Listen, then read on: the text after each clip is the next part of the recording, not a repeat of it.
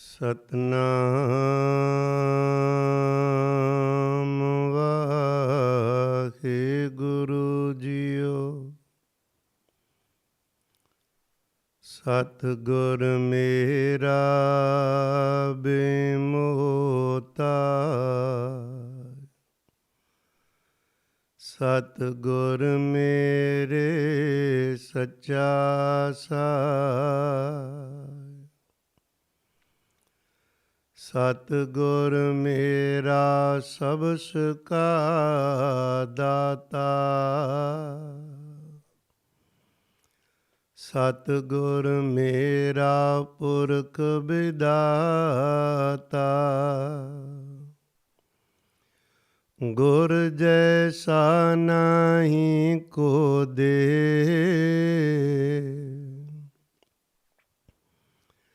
ਜਿਸ ਮਸਤਕ ਭਾਗ ਸੋ ਲਾਗਾ ਸੇਵ।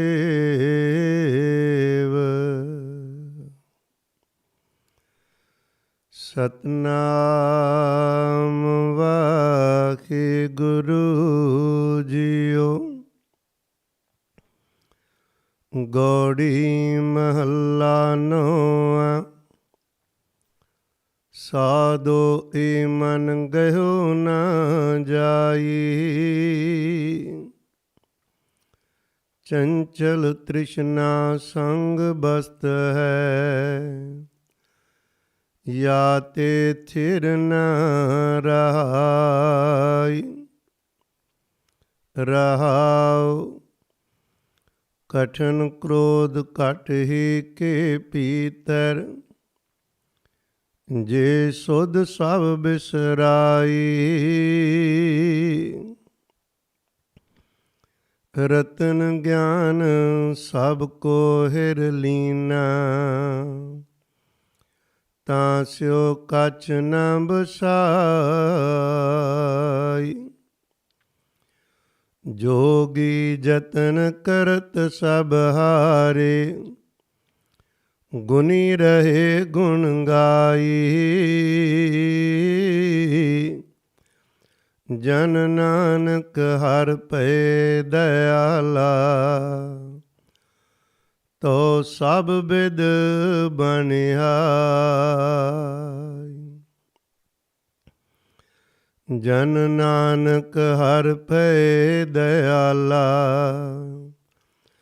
ਤੋ ਸਭ ਬਿਦ ਬਨਿਆਈ। ਵਾਹਿਗੁਰੂ ਜੀ ਕਾ ਖਾਲਸਾ, ਵਾਹਿਗੁਰੂ ਜੀ ਕੀ ਫਤਿਹ। ਸਤਿਗੁਰੂ ਸ੍ਰੀ ਗੁਰੂ ਤੇਗ ਬਹਾਦਰ ਸਾਹਿਬ ਮਹਾਰਾਜ ਸਾਡੇ ਤੇ ਮਹਾਨ ਕਿਰਪਾਲਤਾ ਕਰਦੇ ਹੋਏ ਅੱਜ ਜ਼ਿੰਦਗੀ ਦਾ ਉਹ ਰਾਜ ਸਾਡੇ ਸਾਹਮਣੇ ਖੋਲ੍ਹ ਰਹੇ ਹਨ, ਜਿਸ ਰਾਜ ਨੂੰ ਸਮਝਣ ਲਈ ਬਹੁਤ ਪੁਰਾਣੇ ਸਮੇਂ ਤੋਂ, ਆਦਿ ਕਾਲ ਤੋਂ ਇਨਸਾਨ ਨੇ ਬੜੇ ਯਤਨ ਕੀਤੇ। ਕਈ ਵਾਰ ਕਾਮਯਾਬ ਹੋਇਆ, ਕਈ ਵਾਰ ਫੇਲ ਹੋਇਆ। ਯੁੱਗ ਬਦਲ ਗਏ ਹਨ, ਪਰ ਉਹ ਸਵਾਲ, ਉਹ ਰਾਜ ਉਸੇ ਤਰ੍ਹਾਂ ਬਰਕਰਾਰ ਹੈ।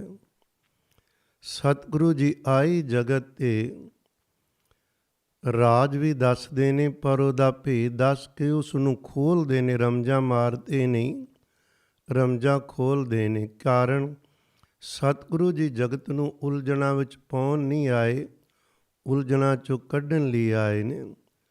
ਇਨਸਾਨ ਭੁੱਲਿਆ ਹੋਇਆ ਹੈ। ਭੁੱਲੇ ਨੂੰ ਇਹ ਕਹਿਣ ਵਾਲੇ ਬਹੁਤ ਨੇ, ਤੂੰ ਭੁੱਲ ਰਿਹਾ ਹੈ, ਤੂੰ ਗਲਤੀਆਂ ਕਰਦਾ ਹੈ। ਪਰ ਭੁੱਲਿਆਂ ਨੂੰ ਸਿੱਧੇ ਰਸਤਾ ਦਿਖਾਣਾ ਹੀ ਨਹੀਂ, ਬਾਂਹ ਪਕੜ ਕੇ ਉਸ ਨੂੰ ਸੱਚ ਦੇ ਮਾਰਗ 'ਤੇ ਤੋਰ ਕੇ ਮੰਜ਼ਿਲ 'ਤੇ ਪਹੁੰਚਾਉਣਾ, ਇਹ ਮੇਰੇ ਧੰਨ ਗੁਰੂ ਨਾਨਕ ਸਾਹਿਬ ਦੇ ਘਰ ਦੀ ਵਡਿਆਈ ਹੈ। ਅੱਜ ਜਿਹੜਾ ਬਚਨ ਆਪਾਂ ਵਿਚਾਰ ਰਹੇ ਹਾਂ, ਇਹ ਹੈ ਸਾਧੋ ਇਹ ਮਨ ਗਇਓ ਨਾ ਜਾਈ। ਗਇਓ ਦਾ ਅਰਥ ਹੁੰਦਾ ਪਕੜਨਾ। ਮਨ ਨੂੰ ਕਿਵੇਂ ਕਾਬੂ ਕੀਤਾ ਜਾ ਸਕਦਾ ਹੈ? ਮਨ ਨੂੰ ਕਿਵੇਂ ਪਕੜਿਆ ਜਾ ਸਕਦਾ ਹੈ। ਗੁਰੂ ਕੇ ਪਿਆਰਿਓ, ਸਤਿਗੁਰੂ ਜੀ ਦਾ ਜਵਾਬ ਨਾਲ ਹੀ ਦਿੰਦੇ ਨੇ ਵੀ ਇਤਨਾ ਚੰਚਲ ਕਿਉਂ ਹੈ, ਇਤਨਾ ਦੌੜਦਾ ਕਿਉਂ ਹੈ। ਸਤਿਗੁਰੂ ਜੀ ਨੇ ਕਿਰਪਾ ਕੀਤੀ ਏ, ਆਪ ਹੀ ਬਚਨ ਕੀਤਾ, ਚੰਚਲ ਤ੍ਰਿਸ਼ਨਾ ਸੰਗ ਬਸਤ ਹੈ। ਇਹਦੇ ਨਾਲ ਤ੍ਰਿਸ਼ਨਾ ਸਦਾ ਹੀ ਅੰਦਰ ਇਹ ਖਿਆਲ ਬਣਿਆ ਰਹਿਣਾ ਵੀ ਦੁਨੀਆ 'ਚ ਮੈਂ ਹੋਰ ਬਹੁਤ ਕੁਝ ਇਕੱਠਾ ਕਰ ਲਵਾਂ। ਇਹ ਤ੍ਰਿਸ਼ਨਾ ਇਸ ਨੂੰ ਬਹਿਣ ਨਹੀਂ ਦਿੰਦੀ, ਹਮੇਸ਼ਾ ਹੀ ਚੰਚਲ ਇਹਦੇ 'ਚ ਹਰਕਤ ਪੈਦਾ ਕਰਦੀ ਹੈ। ਵੇਖਦੇ ਹੋ, ਬਚਪਨ ਤੋਂ ਲੈ ਕੇ ਬੁਢਾਪੇ ਤੱਕ ਤ੍ਰਿਸ਼ਨਾ ਇਸ ਨੂੰ ਖਲੋਣ ਨਹੀਂ ਦਿੰਦੀ। ਬੰਦਾ ਕਦੇ ਨਹੀਂ ਕਹਿੰਦਾ ਬਸ ਸਭੋ ਕੁਝ ਹੋ ਚੁੱਕਾ ਹੈ, ਹੋਰ ਕੁਝ ਨਹੀਂ ਕਰਨ ਦਾ ਕੰਮ ਬਾਕੀ ਨਹੀਂ। ਅੰਤਲੇ ਦਮ ਤੱਕ ਵੀ ਕੁਝ ਨਾ ਕੁਝ ਇੱਛਾ ਲੈ ਕੇ ਬੈਠਾ ਹੈ। ਸਤਿਗੁਰਾਂ ਦਾ ਬਚਨ ਹੈ, ਹਜ਼ੂਰ ਕਹਿੰਦੇ ਇਹ ਮਨ ਖੇਲੈ ਹੁਕਮ ਕਾ ਬਾਧਾ, ਇੱਕ ਖਿਨ ਮੈਂ ਦੈ ਦਿਸ ਫਿਰ ਆਵੇ। ਇੱਕ ਛਿਨ ਜਿਤਨੇ ਸਮੇਂ ਅੰਦਰ ਮਨ ਦਸ਼ਾਂ ਦਿਸ਼ਾਵਾਂ ਵਿੱਚ ਦੌੜ ਕੇ ਵਾਪਸ ਫਿਰ ਸਾਡੇ ਕੋਲ ਆ ਜਾਂਦਾ।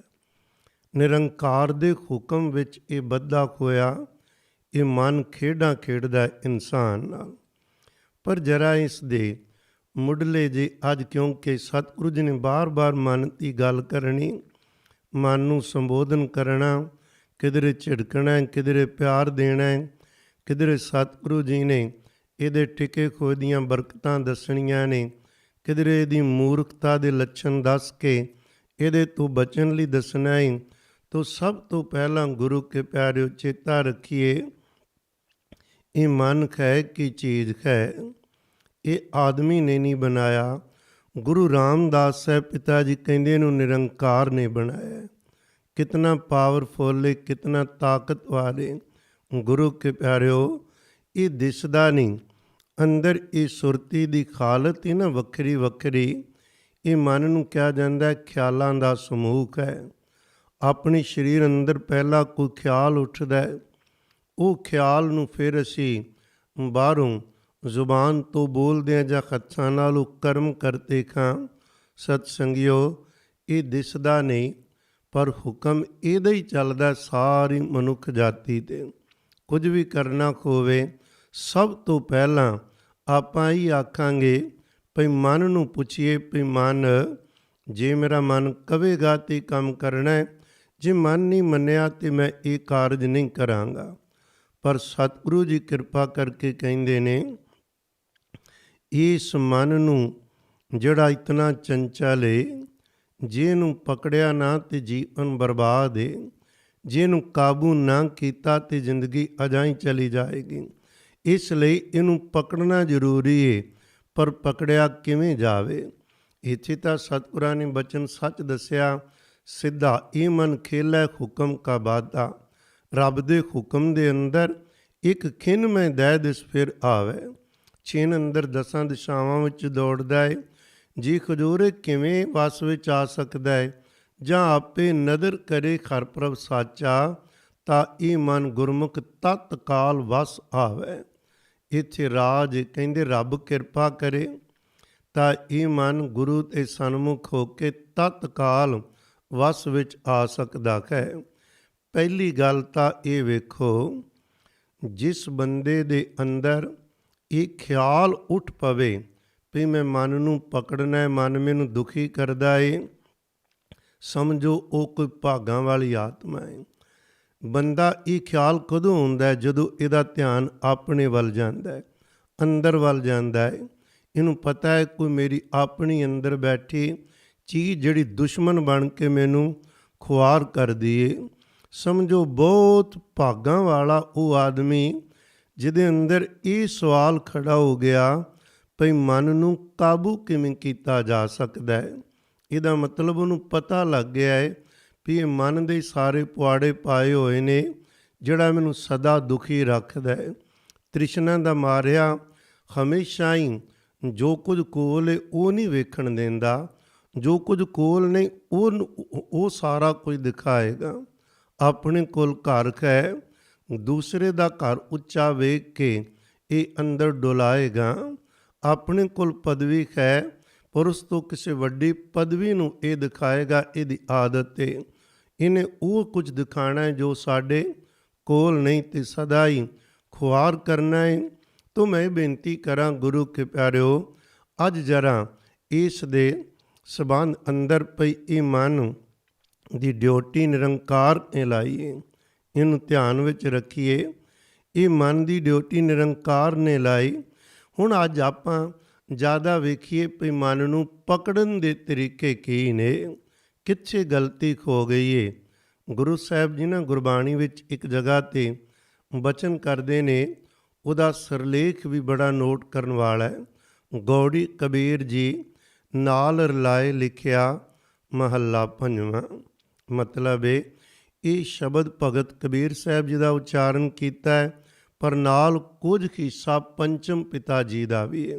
ਉਹਦੇ ਵਿੱਚ ਹੀ ਸਿਰਲੇਖ 'ਚ ਦੱਸਿਆ ਹੈ, ਅਖੀਰ 'ਚ ਨਾਮ ਭਗਤ ਕਬੀਰ ਸਾਹਿਬ ਜੀ ਦਾ ਆਏਗਾ। ਆਖਰੀ ਦੋ ਪੰਕਤੀਆਂ ਵਿਦਵਾਨਾਂ ਨੇ ਮੰਨੀਆਂ ਨੇ ਵੀ ਗੁਰੂ ਅਰਜਨ ਸਾਹਿਬ ਦੀਆਂ ਨੇ, ਅਤੇ ਪਹਿਲੀਆਂ ਪੰਕਤੀਆਂ ਨੇ ਭਗਤ ਕਬੀਰ ਸਾਹਿਬ ਦੇ ਮੁਖ ਤੋਂ।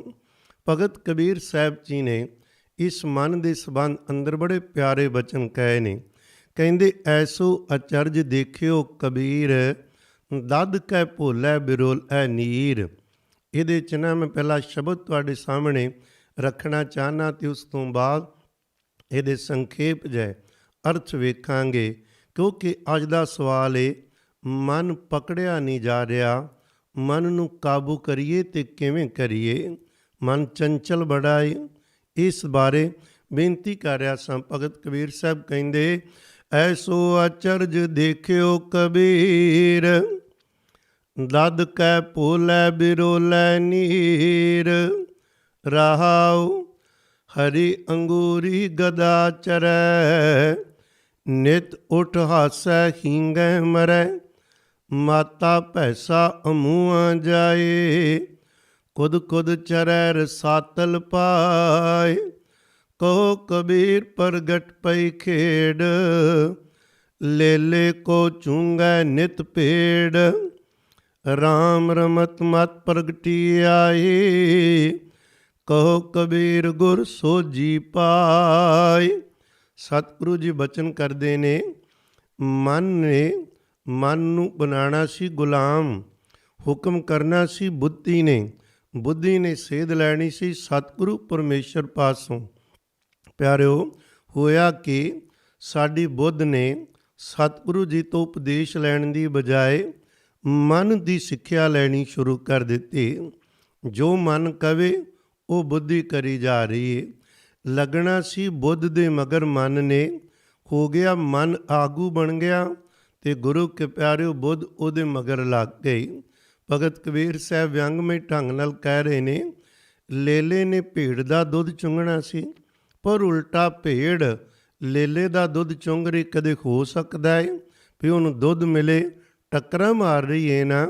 ਕਹਿੰਦੇ ਇਸੇ ਤਰ੍ਹਾਂ ਬੰਦੇ ਦੇ ਇਸ ਮਨ ਲੇਲੇ ਨੇ ਭੇਡ ਬੁੱਧੀ ਦੇ ਮਗਰ ਲੱਗਣਾ ਸੀ, ਸੁਮਤ ਦੇ, ਸੋਹਣੀ ਬੁੱਧ ਦੇ, ਉਹਦੇ ਤੋਂ ਸੇਧ ਲੈ ਕੇ ਕਰਮ ਕਰਦਾ ਤੇ ਭਲਾ ਸੀ।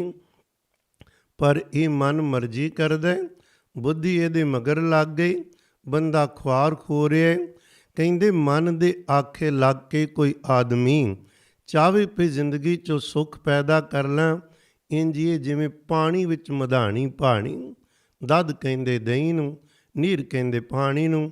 ਭਗਤ ਜੀ ਕਹਿੰਦੇ ਮੈਂ ਬੜਾ ਹੈਰਾਨ ਹਾਂ, ਦੁਨੀਆ ਦੇ ਹਜ਼ਾਰਾਂ ਲੱਖਾਂ ਕਰੋੜਾਂ ਲੋਕ ਚਾਹੁੰਦੇ ਨੇ ਕੁਦਰਤ ਦੇ ਨਿਯਮ ਤੋਂ ਉਲਟ ਚੱਲ ਕੇ ਭਈ ਦਹੀਂ ਵਿੱਚ ਮਧਾਣੀ ਪਾ ਕੇ ਨਹੀਂ, ਪਾਣੀ 'ਚ ਮਧਾਣੀ ਪਾ ਕੇ ਅਸੀਂ ਮੱਖਣ ਕੱਢਣਾ ਹੈ। ਜਿਵੇਂ ਕਦੇ ਪਾਣੀ 'ਚੋਂ ਮੱਖਣ ਨਹੀਂ ਨਿਕਲਦਾ, ਇਵੇਂ ਮਨ ਦੀਆਂ ਮੰਨ ਕੇ ਜ਼ਿੰਦਗੀ ਦਾ ਕਦੇ ਸੁੱਖ ਨਹੀਂ ਜੇ ਨਿਕਲਦਾ, ਜੇਕਰ ਇਹ ਆਪ ਮੁਖਾਰੇ ਤੁਰਿਆ ਰਿਹਾ, ਜੇ ਇਹਨੂੰ ਕਾਬੂ ਨਾ ਕੀਤਾ। ਗੁਰੂ ਸਾਹਿਬ ਦਾ ਬੱਚੇ ਨੇ ਕਹਿੰਦੇ ਜਿਵੇਂ ਖੋਤਾ ਕੀ ਕਰਦਾ ਹੈ, ਹਰੀ ਅੰਗੂਰੀ ਚਰਦਾ, ਉੱਚੀ ਉੱਚੀ ਹੀਂਗਦਾ। ਮਨ ਦੀ ਆਦਤ ਤੇ ਬਸ ਖਾ ਪੀ ਛੜਿਆ, ਉੱਚੀ ਹਾਹਾ ਹੂ ਹੂ ਗੱਲਾਂ ਕੀਤੀਆਂ, ਰਾਤ ਸੌਂਗੇ ਥੱਕ ਟੁੱਟ ਕੇ ਅਗਲੇ ਦਿਨ ਫਿਰ ਉਹ ਕੁਝ। ਜਿਸ ਰੱਬ ਨੇ ਦਿੱਤਾ ਸੀ ਸਾਰਾ ਕੁਝ, ਉਹਦਾ ਨਹੀਂ ਸ਼ੁਕਰ, ਨਹੀਂ ਉਹਦੀ ਬੰਦਗੀ, ਨਹੀਂ ਉਹਦੇ ਵੱਲ ਧਿਆਨ ਜੋੜ ਕੇ ਘੜੀ ਸ਼ਾਂਤੀ ਲੈਣੀ। ਕਹਿੰਦੀ ਮਾਤਾ ਭੈਸਾ ਅਮੂਖਾਂ ਜਾਏ। ਮਾਤੇ ਦਾ ਅਰਥ ਹੈ ਮਾਂ ਤੋਂ ਨਹੀਂ, ਮਸਤ। ਅਮੂਹਾਂ ਝੋਟੇ ਹੁੰਦੇ, ਕੁਝ ਅਵਾਰਾ ਬਲਦਾਂ ਝੋਟੇ, ਜਿੱਧਰ ਜੀ ਕਰਦਾ ਕਿਸੇ ਦੇ ਖੇਤ ਵਿੱਚ ਵੜੇ ਫਿਰਦੇ ਹਨ। ਕਹਿੰਦੇ ਕੁਦ ਕੁਦ ਚਰੈ ਰਸਾਤਲ ਪਾਏ, ਮਾਰਦਾ ਜੇਕਰ ਕੋਈ ਨੇੜੇ ਉਹਦੇ ਆਵੇ। ਭਗਤ ਜੀ ਕਹਿੰਦੇ ਇਸ ਮਨ ਦਾ ਸੁਭਾਅ ਵੀ ਐਸਾ ਹੈ, ਬੰਦੇ ਨੂੰ ਖਰਾਬ ਕਰਦਾ। ਭਾਵੇਂ 4 ਕੌਡੀਆਂ ਨੇ ਚਬੋਤੀਆਂ, ਹੰਕਾਰ ਵਿੱਚ ਰਹਿੰਦਾ ਵੀ ਜੋ ਕੁਝ ਮੇਰਾ ਜੀ ਚਾਹੁੰਦਾ ਮੈਂ ਕਰਾਂਗਾ। ਕਦੇ ਖਿਆਲ ਕਰਕੇ ਕਿੱਧਰ ਜਾ ਵੜਦਾ, ਕਦੇ ਕਿੱਧਰ ਜਾ ਅੜਦਾ। ਇਹੋ ਜਿਹੇ ਕਰਮ ਕਰਵਾਉਂਦਾ ਵੀ ਬੰਦਾ ਨਰਕ ਦੀ ਜ਼ਿੰਦਗੀ ਜਿਉਂਦਾ। ਸਤਿਗੁਰੂ ਜੀ ਕਹਿੰਦੇ ਕਹੋ ਕਬੀਰ ਪ੍ਰਗਟ ਪਈ ਖੇੜ, ਲੇਲੇ ਕੋ ਚੁੰਗਾ ਨਿਤ ਭੇੜ। ਰਾਮ ਰਮਤ ਮਤ ਪ੍ਰਗਟੀ ਆਈ, ਕਹੋ ਕਬੀਰ ਗੁਰ ਸੋਝੀ ਭਾਈ। ਇਹਦਾ ਤਰੀਕਾ ਦੱਸਦੇ ਨੇ ਪੰਚਮ ਪਿਤਾ ਜੀ। ਹਜ਼ੂਰ ਕਹਿੰਦੇ ਤੁਸੀਂ ਪੁੱਛੋਗੇ ਇਹਦੇ ਨਾਲ ਸਿਰਲੇਖ ਵਿੱਚ 2 ਕਿਉਂ? ਭਗਤ ਕਬੀਰ ਸਾਹਿਬ ਦੇ ਸ਼ਬਦ ਵਿੱਚ ਪੰਚਮ ਪਿਤਾ ਜੀ ਦਾ ਸ਼ਬਦ ਕਿਉਂ ਸ਼ਾਮਲ ਹੋਇਆ? ਕੀ ਕਾਰਨ ਸੀ ਇਹਦਾ? ਸਤਿਗੁਰੂ ਜੀ ਨੇ ਕਿਰਪਾ ਕੀਤੀ। ਜਿੱਥੇ ਵੀ ਕਿਧਰੇ ਗੁਰਬਾਣੀ ਦੇ ਅੰਦਰ ਅਕਾਲ ਪੁਰਖ ਦੇ ਪਿਆਰਿਆਂ ਨੇ ਉੱਚੇ ਸ਼ਬਦ ਕਹੇ, ਮਨੁੱਖ ਨੂੰ ਜਿੱਥੇ ਵੀ ਖਤਰਾ ਸੀ ਵੀ ਇਸ ਨੂੰ ਭੁਲੇਖਾ ਪੈ ਸਕਦਾ ਹੈ, ਜਿਹਦੇ ਅੰਦਰ ਕੋਈ ਚੀਜ਼ ਸਪਸ਼ਟ ਨਹੀਂ ਹੋਏਗੀ, ਉੱਥੇ ਸਤਿਗੁਰਾਂ ਨੇ ਨਾਲ ਜਾਂ ਵੱਖਰੇ ਸ਼ਲੋਕ ਉਚਾਰਨ ਕੀਤੇ ਨੇ, ਜਾਂ ਉਹਦੇ ਨਾਲ ਸ਼ਬਦ ਉਚਾਰਿਆ। ਇੱਥੇ ਸਤਿਗੁਰਾਂ ਨੇ ਉਸੇ ਸ਼ਬਦ ਦੇ ਵਿੱਚ ਹੀ ਗੁਰੂ ਕੇ ਪਿਆਰੇ 2 ਪੰਕਤੀਆਂ ਕਹੀਆਂ। ਸਾਹਿਬ ਕਹਿੰਦੇ ਇਸ ਝੋਟੇ ਵਰਗੇ ਅਮੂਖੇ ਮਨ ਨੂੰ ਖੋਤੇ ਵਰਗੇ ਖਾ ਕੇ ਖਿੰਗਣ ਵਾਲੇ ਨੂੰ ਜੇ ਕਾਬੂ ਕਰਨਾ ਜੇ ਤੇ ਪਰਮੇਸ਼ਰ ਦਾ ਸਿਮਰਨ ਪ੍ਰਾਰੰਭ ਕਰੋ। ਉਹ ਸਿਮਰਨ ਸਤਿਗੁਰੂ ਕੋਲੋਂ ਨਾਮ ਲਵਾਂਗੇ। 5 ਪਿਆਰੇ ਸਾਹਿਬ ਦੇਂਦੇ ਜਦੋਂ ਉਹ ਨਾਮ ਲਵਾਂਗੇ, ਸਿਮਰਨ ਕਰਕੇ ਜਿਹੜੀ ਮਤ ਪ੍ਰਗਟ ਹੋਏਗੀ, ਉਸ ਮਤ ਦੇ ਮਗਰ ਇਹ ਮਨ ਲੱਗੇਗਾ। ਇਹ ਸੋਝੀ ਗੁਰੂ ਸਾਹਿਬ ਨੇ ਦੇਣੀ ਹੈ, ਕਿਸੇ ਹੋਰ ਨੇ ਨਹੀਂ ਦੇਣੀ। ਗੁਰੂ ਕੇ ਪਿਆਰਿਓ, ਬਹੁਤ ਸੋਹਣਾ ਬਚਨ ਸ਼੍ਰੀਮਾਨ ਭਾਈ ਗੁਰਦਾਸ ਸਾਹਿਬ ਜੀ ਖੁਰਾ ਨੇ ਕਿਹਾ ਹੈ।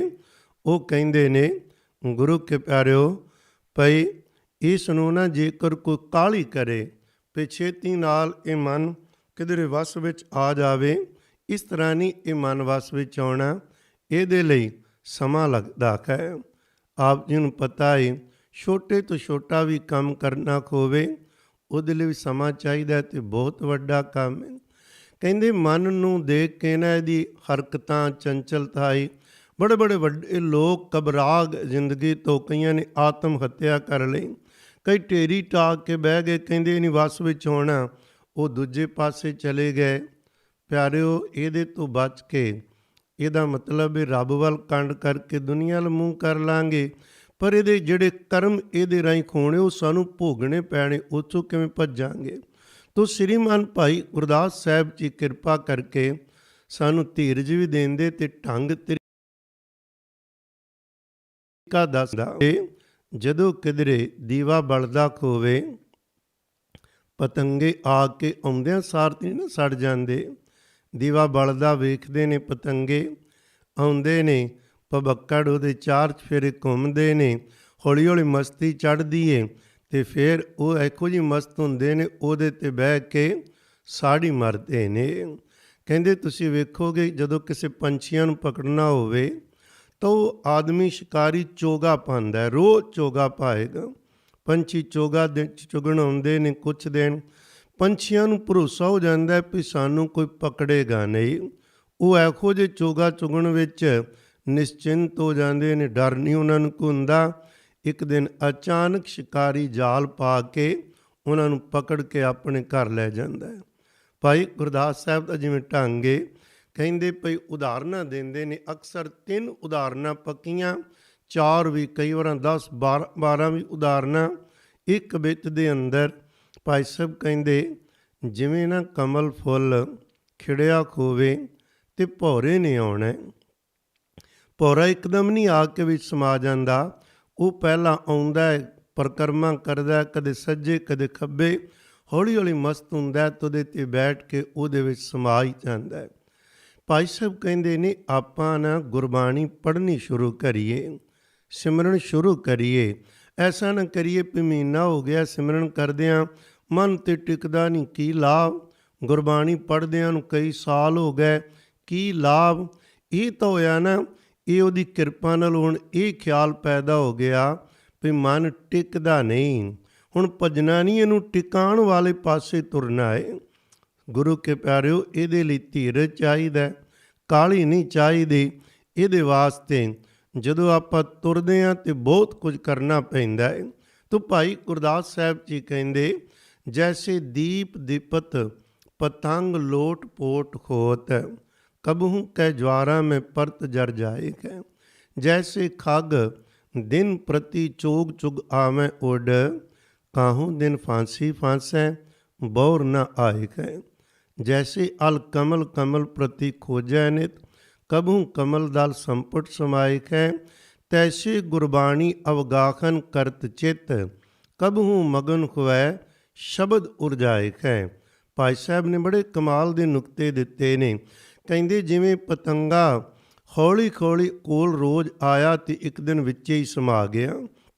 ਪੰਛੀ ਚੋਗਾ ਚੁਗਦੇ ਆਏ ਰੋਜ਼, ਇੱਕ ਦਿਨ ਉਹ ਸ਼ਿਕਾਰੀ ਨੇ ਅੱਗੇ ਤੇ ਉੱਡ ਕੇ ਚਲੇ ਜਾਂਦੇ ਸਨ ਖਾ ਕੇ। ਆ ਸ਼ਿਕਾਰੀ ਦੇ ਜਾਲ ਵਿੱਚ ਫਸ ਕੇ ਸਦਾ ਲਈ ਸ਼ਿਕਾਰੀ ਦੇ ਕੋਲ ਰਹਿ ਗਏ। ਅੱਗੇ ਭੌਰਾ ਆਇਆ, ਆ ਕੇ ਮੁੜ ਜਾਂਦਾ ਈ। ਅੱਜ ਇਹੋ ਜਿਹਾ ਮਸਤ ਹੋਇਆ, ਸਦਾ ਲਈ ਕਮਲ ਨੇ ਆਪਣੇ ਕੋਲ ਹੀ ਰੱਖ ਲਿਆ। ਕਹਿੰਦੇ ਇਸ ਤਰ੍ਹਾਂ ਗੁਰਬਾਣੀ ਨੂੰ ਪੜ੍ਹੋ, ਵਿਚਾਰੋ, ਇਸ ਵਿੱਚ ਇਹਨੂੰ ਕਦੇ ਵੀ ਪਿੱਛੇ ਨਾ ਖਟੋ ਵੀ ਬਹੁਤ ਹੋ ਗਿਆ।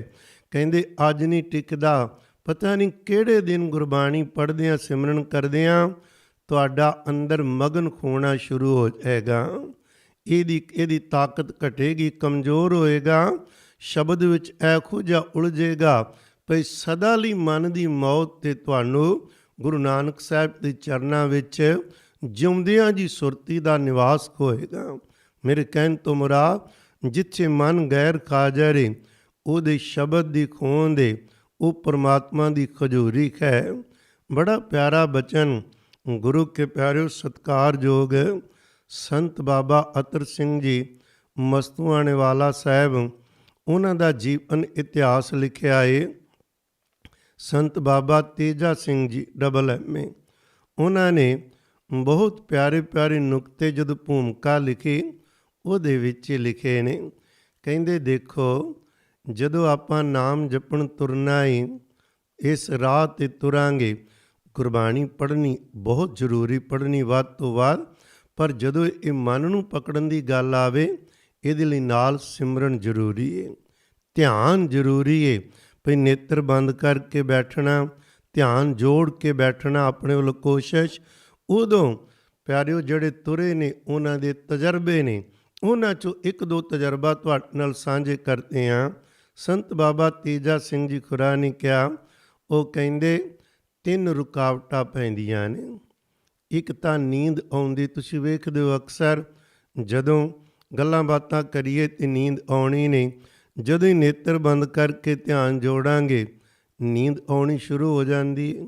ਦੂਸਰੀ ਰੁਕਾਵਟ ਹੈ ਸਰੀਰ। ਚੰਗਾ ਭਲਾ ਹੋਰ ਸਾਰਾ ਕੁਝ ਕਰਦੇ ਹਾਂ, ਪਰ ਜਦੋਂ ਸਿਮਰਨ ਕਰਨਾ ਹੋਵੇ, ਇਸ ਮਨ ਨਾਲ ਯੁੱਧ ਲਾਣਾ ਹੋਵੇ, ਉਹਦੇ ਨੂੰ ਥਕਾਵਟ ਹੀ ਬੜੀ ਹੋ ਜਾਂਦੀ, ਜਿਵੇਂ ਤੇ ਜਿੰਦ ਹੀ ਨਹੀਂ ਰਹਿੰਦੀ। ਗੋਡੇ ਮੋਢੇ ਲੱਕ ਦਰਦ, ਵਾਸੀਆਂ ਆਉਣੀਆਂ, ਕਈ ਕੁਛ ਕਰੇਗਾ।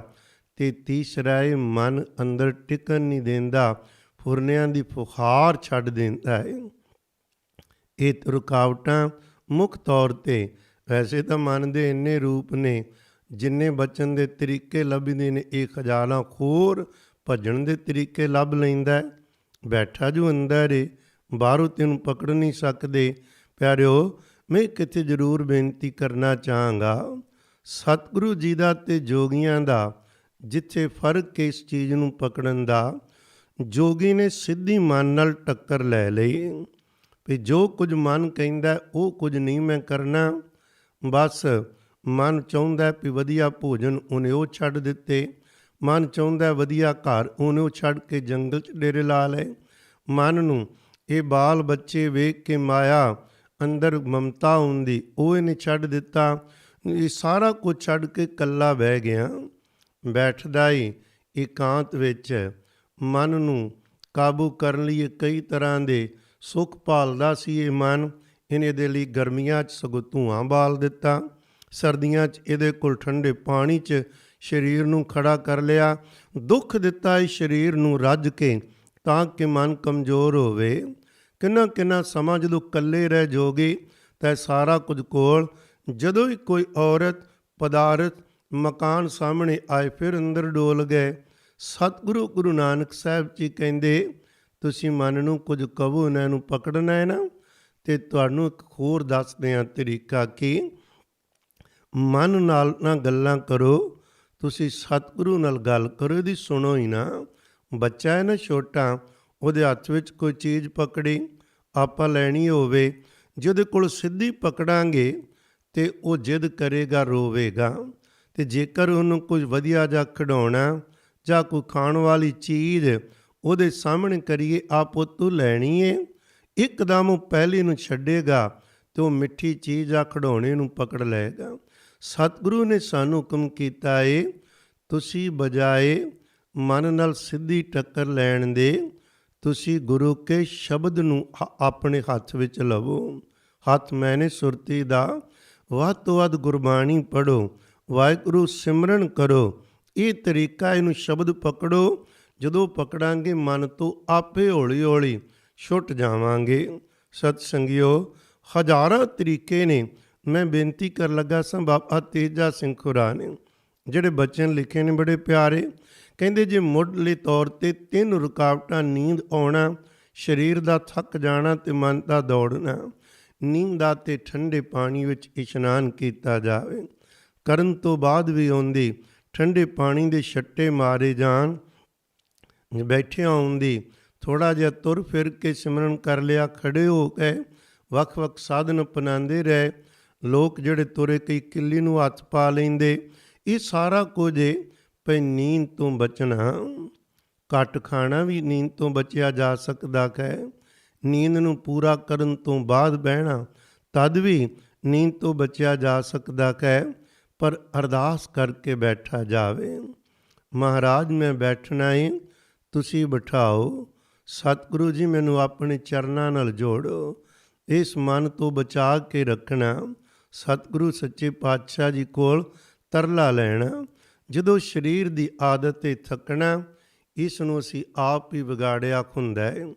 ਇਹਦਾ ਜਵਾਬ ਕਿਉਂਕਿ ਅਸੀਂ ਅੱਜ ਗੱਲ ਕਰ ਰਹੇ ਹਾਂ ਮਨ ਨੂੰ ਕਿਵੇਂ ਪਕੜਿਆ ਜਾ ਸਕਦਾ ਹੈ। ਸਾਧੋ ਇਹ ਮਨ ਗਇਓ ਨਾ ਜਾਈ, ਇਹ ਪਕੜਿਆ ਨਹੀਂ ਜਾਂਦਾ। ਇਹਨਾਂ ਦੇ ਲਈ ਕੀ ਤਰੀਕਾ ਅਪਣਾਇਆ ਜਾਵੇ? ਤੋ ਬੇਨਤੀ ਕਰ ਰਿਹਾ ਸਾਂ, ਇਸ ਦੀ ਆਦਤਾਂ ਵਿਗੜੀਆਂ ਨੇ, ਅਸੀਂ ਵਿਗਾੜੀਆਂ ਨੇ।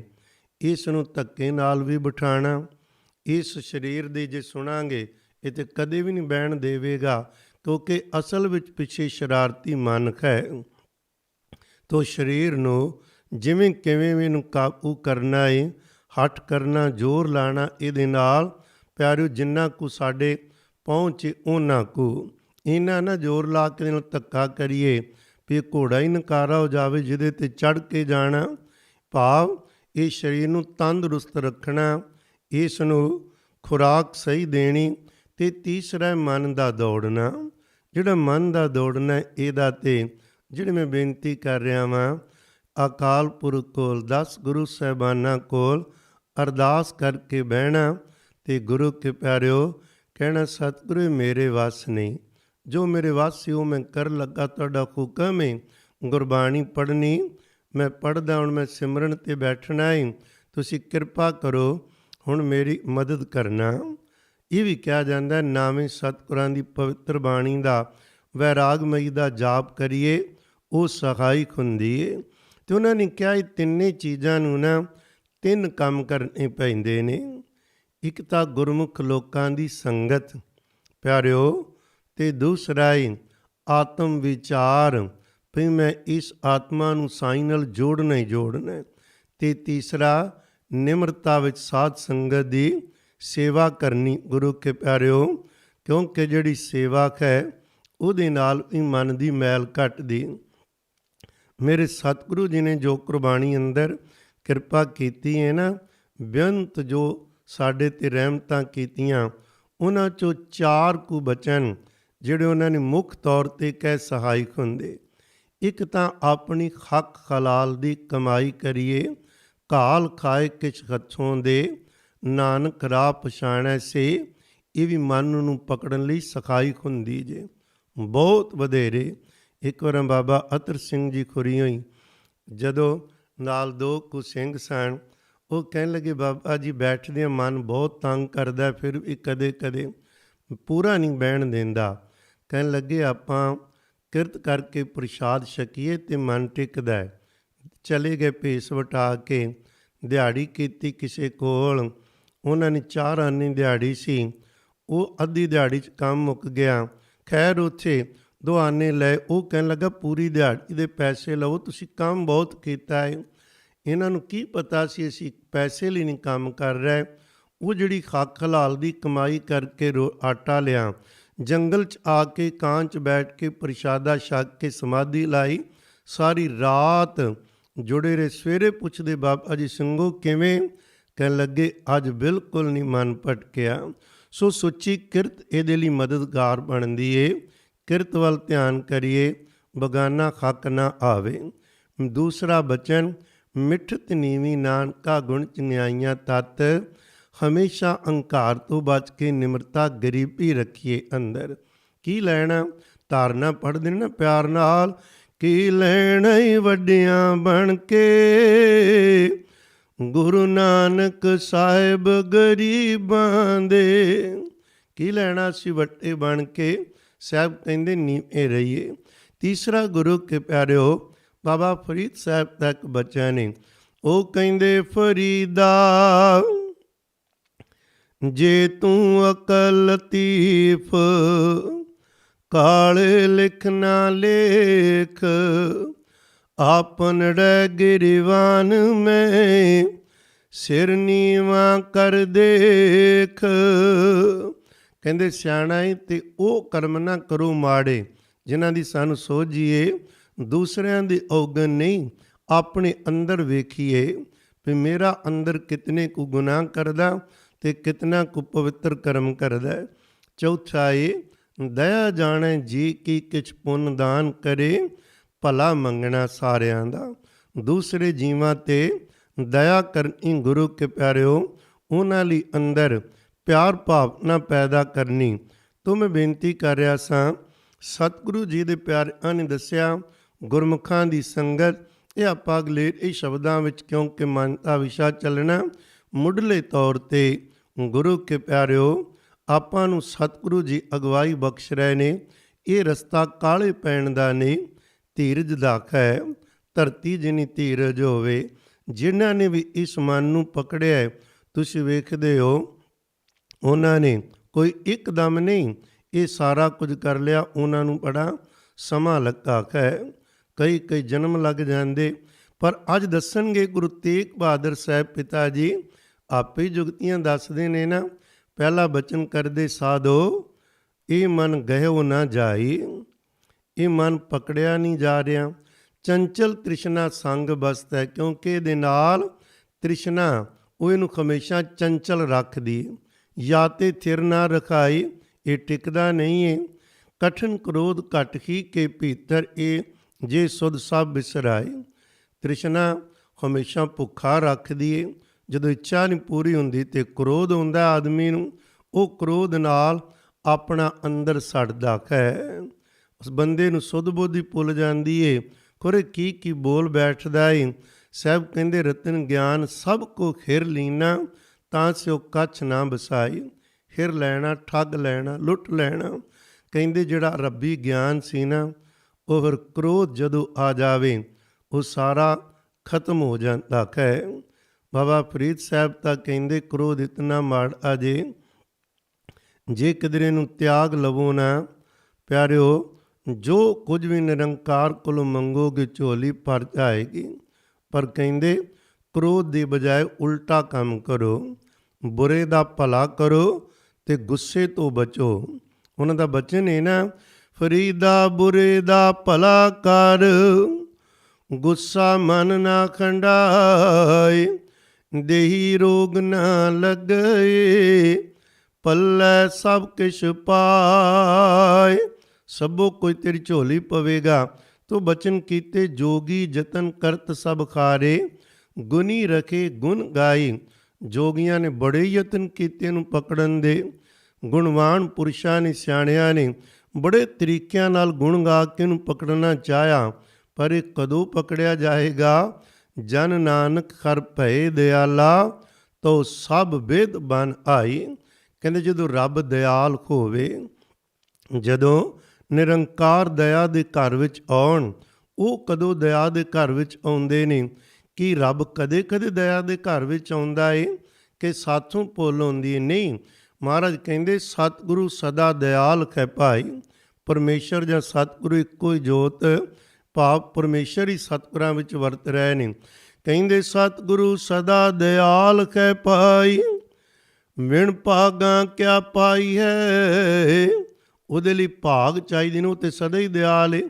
ਏਕ ਨਦਰ ਕਰ ਵੇਖੈ ਸਭ ਉਪਰ, ਉਹ ਤਾਂ ਸਭਨਾਂ ਨੂੰ ਇੱਕੋ ਜਿਹਾ ਪਿਆਰ ਕਰਦਾ ਏ। ਜੇ ਖਾ ਭਾਉ ਤੇ ਆ ਫਲ ਪਾਈਏ। ਆਪਾਂ ਜਿਖੋ ਜੇ ਕਰਮ ਕਰਾਂਗੇ, ਅੰਦਰ ਪਿਆਰ ਭਾਵਨਾ ਹੋਏਗੀ ਤੇ ਦਿਆਲ ਹੋਣਗੇ। ਮੁੱਖ ਦੀ ਗੱਲ, ਸਾਨੂੰ ਬੜਾ ਇੱਕ ਸਿੱਧਾ ਜਿਹਾ ਨੁਕਤਾ ਚੇਤਾ ਰੱਖਣਾ ਚਾਹੀਦਾ ਹੈ। ਅਸੀਂ ਆਪਣੇ ਸਤਿਗੁਰੂ ਜੀ ਦੀ ਦਿਆਲਤਾ ਲੈਣੀ, ਉਹਦੀ ਖੁਸ਼ੀ ਲੈਣੀ।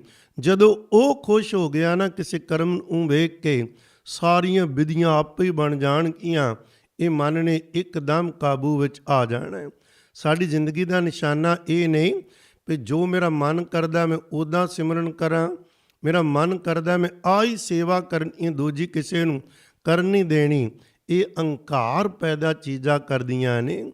ਮੇਰੇ ਸਤਿਗੁਰੂ ਜੀ ਜਿੱਧਰ ਚਲਾਣ ਉਧਰ ਚੱਲੀਏ, ਜੋ ਹੁਕਮ ਕਰਨ ਉਹਨੂੰ ਪ੍ਰਵਾਨ ਕਰੀ। ਇਹ ਗੁਰੂ ਕੇ ਪਿਆਰਿਓ, ਇਸੇ ਚੀਜ਼ ਨੂੰ ਸਤਿਗੁਰੂ ਜੀ ਨੇ ਅੱਗੇ ਕਿਰਪਾ ਕਰਕੇ ਸਮਝਾਉਣਾ। ਅਗਲੇਰੇ ਸ਼ਬਦਾਂ ਦੇ ਅੰਦਰ ਉੱਥੇ ਵਿਚਾਰਾਂਗੇ ਕਿਹੜੇ ਕਿਹੜੇ ਪੱਖ ਤੋਂ ਇਸ ਮਨ ਨੂੰ ਕਾਬੂ ਕਰਨ ਦੇ ਸਤਿਗੁਰੂ ਤਰੀਕੇ ਦੱਸਦੇ। ਤੋ ਅੱਜ ਦੇ ਇਸ ਪਾਵਨ ਸ਼ਬਦ ਦੇ ਅੰਦਰ ਸਾਹਿਬ ਕਹਿੰਦੇ ਜਦੋਂ ਆਪਾਂ ਬਚਨ ਕਮਾਵਾਂਗੇ, ਉਹਨੂੰ ਤਰਸ ਆਏਗਾ, ਦਇਆ ਦੇ ਘਰ ਵਿੱਚ ਆਏਗਾ। ਦਿਨ ਰਾਤ ਮਿਹਨਤ ਕਰਦਾ, ਸੁੱਚੀ ਕਿਰਤ ਕਰਦਾ ਏ, ਮੈਂ ਆਪਣੇ ਵੱਲੋਂ ਹੀ ਉਹ ਦ੍ਰਿਸ਼ਟੀ ਪਾਏਗਾ ਤੇ ਉਹ ਵਿਧੀਆਂ ਬਣਨਗੀਆਂ ਤੇ ਸਾਡੇ ਜੀਵਨ ਦਾ ਨਿਸ਼ਾਨਾ ਪੂਰਾ ਹੋਏਗਾ। ਇੰਨੇ ਬਚਨ ਪ੍ਰਵਾਨ ਕਰਨੇ। ਮਹਾਰਾਜ ਮਿਹਰ ਕਰਨ, ਸਾਨੂੰ ਸਾਰਿਆਂ ਨੂੰ ਆਪ ਹੀ ਕਿਰਪਾ ਕਰਕੇ ਸ਼ਬਦ ਨਾਲ ਸਾਡਾ ਪਿਆਰ ਪਾਉਣ, ਸਿਮਰਨ ਵਿੱਚ ਜੁੜੀਏ, ਸਾਨੂੰ ਸੋਝੀ ਆਵੇ ਵੀ ਇਸ ਮਨ ਨੂੰ ਅਸੀਂ ਚੰਚਲ ਨਹੀਂ ਰਹਿਣ ਦੇਣਾ, ਇਹਨੂੰ ਪਕੜਨਾ ਹੈ। ਨਹੀਂ ਤੇ ਇਹਦੇ ਸਾਡੇ ਤੋਂ ਉਹ ਕਰਮ ਕਰਵਾਣੇ ਜਿਹੜੇ 84 ਲੱਖ ਜੂਨ ਵਿੱਚ ਲੈ ਕੇ ਜਾਣਗੇ। ਅਸੀਂ 84 ਲੱਖ ਜੂਨ ਵਿੱਚ ਨਹੀਂ, ਵਾਹਿਗੁਰੂ ਦੀ ਦਰਗਾਹ ਵਿੱਚ ਜਾਣਾ। ਮਹਾਰਾਜ ਮਿਹਰ ਕਰਨ। ਭੁੱਲ ਚੁੱਕ ਦੀ ਖਿਮਾ ਕਰਦੇ ਹੋਏ ਫਤਿਹ ਬੁਲਾਓ ਜੀ। ਵਾਹਿਗੁਰੂ ਜੀ ਕਾ ਖਾਲਸਾ, ਵਾਹਿਗੁਰੂ ਜੀ ਕੀ ਫਤਿਹ।